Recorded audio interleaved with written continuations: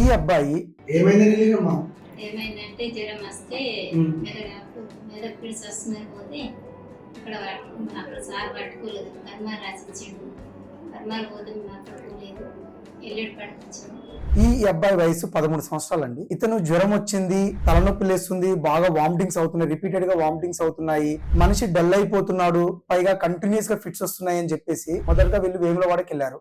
ఆ తర్వాత అక్కడి నుంచి సిరిసిల్లకు పంపించారు. సిరిసిల్లలో ఈ అబ్బాయికి బ్రెయిన్ లో ప్రాబ్లం ఉంది అనే అనుమానాలు వచ్చేసి అక్కడి నుంచి హైదరాబాద్ తీసుకెళ్లమని చెప్పారు. కానీ ఇక్కడ మా అశ్విని హాస్పిటల్ కి 5 days తర్వాత తీసుకొచ్చారు అబ్బాయిని. మా దగ్గరకు వచ్చేసరికి ఆ అబ్బాయికి హై గ్రేడ్ ఫీవర్స్ ఉన్నాయి, ఫుల్ గా కంటిన్యూస్ గా ఫిట్స్ వస్తున్నాయి, ఫుల్ హెడేక్ చెప్తున్నాడు, వామిటింగ్స్ కంటిన్యూస్ గా అవుతున్నాయి, అలాగే ఫిట్స్ నాన్ స్టాప్ గా వస్తున్నాయి పేషెంట్ కి. అండ్ తన సెన్సోరియం కూడా తగ్గింది, అంటే డల్ అయిపోయాడు, ఆల్టర్డ్ సెన్సోరియం అంటాము. సో ఈ కండిషన్ అన్ని చూసి మెదడుకి ఇన్ఫెక్షన్ వచ్చిందని నిర్ధారించుకున్నాం మేము. వెంటనే పేషెంట్ ని ఎంఆర్ఐ స్కాన్ చేయించాం విత్ కాంట్రాస్ట్. ఆ తర్వాత ఎంఆర్ఐ రిపోర్ట్ రాగానే ఎంఆర్ఐ రిపోర్ట్ లో మాకు క్లియర్ గా అర్థమైపోయిందండి ఇతనికి మెదడు వాపు వ్యాధి వచ్చింది, అంటే ఎన్సెఫలైటిస్ అంటాము. ఈ ఎన్సెఫలైటిస్ వ్యాధి అని గమనించిన వెంటనే పేషెంట్ కి మేము ఇంటిబేట్ చేసుకోవాల్సి వచ్చిందండి. పేషెంట్ కి గాలడ్డం తక్కువ అయిపోయింది, ప్లస్ పేషెంట్ కి కంటిన్యూస్ గా ఫిట్స్ వస్తున్నాయి. పేషెంట్ కి ఇంటిబేట్ చేసి వెంటిలేటర్ కనెక్ట్ చేసాము అండ్ అక్యూట్ మెనింగో ఎన్సెఫలైటిస్ గా నిర్ధారించి పేషెంట్ ని IV antibiotics plus IV antivirals and IV anti epileptic drugs immediate గా స్టార్ట్ చేసాం పేషెంట్ కి. అండ్ నడుము నుంచి నీరు తీసాము, సిఎస్ఎఫ్ అనాలిసిస్ అంటారు.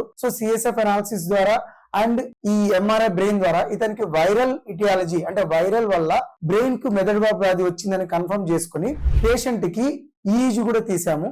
ఈ ఈజీలో కంటిన్యూస్ గా ఫిట్స్ రావడం జరుగుతుంది. ఇవన్నీ గమనించిన వెంటనే పేషెంట్ కి ట్రీట్మెంట్ స్టార్ట్ చేస్తాము. విత్ ఇన్ ఫ్యూ డేస్ లోనే పేషెంట్ కి ఆ వాపు తగ్గడము, ఫిట్స్ కంట్రోల్ అవ్వడము, ఫీవర్, వామిటింగ్స్ అవన్నీ కంట్రోల్ అవ్వడం జరిగింది. అండ్ పేషెంట్ కంటిన్యూస్ గా కోలుకోవడం కూడా జరిగింది. అండ్ 15 days ట్రీట్మెంట్ తర్వాత పేషెంట్ నార్మల్ గా వచ్చాడు. ఇక్కడ సార్ ట్రైనింగ్ చేసి ఉందని చెప్తే ఇక్కడ చేశారు. ఇప్పుడు ఎట్లున్నాము? Fits తగ్గినాయా?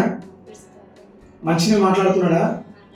Acute encephalitis or meningoencephalitis ఈ కండిషన్ ని తెలుగులో మామూలుగా మెదడు వాపు వ్యాధి అంటారు. ఇలాంటి వ్యాధులు మామూలుగా వైరల్ వల్ల గానీ, బ్యాక్టీరియా వల్ల గానీ, ఫంగస్ వల్ల గానీ వస్తుంది. ఇక్కడున్న ఈ అబ్బాయికి వైరల్ ఇటియాలజీ వల్ల వచ్చింది. ఎవరైనా సరే ఫీవర్ వచ్చింది అంటే వెంటనే తగిన బ్లడ్ టెస్టులు, తగిన ట్రీట్మెంట్ కనుక తీసుకోకపోతే ఇలాంటి ప్రాణాంతక వ్యాధులు, మెదడు వాపు వ్యాధులు వచ్చే అవకాశం ఉంటుంది. ఒకవేళ ప్రాణాంతక వ్యాధి ఇలాంటి మెదడు వాపు వ్యాధులు వచ్చినా ట్రీట్మెంట్ ఇమీడియట్ గా కనుక తీసుకోగలిగితే ప్రాణాపాయం నుంచి బయటపడేయచ్చు.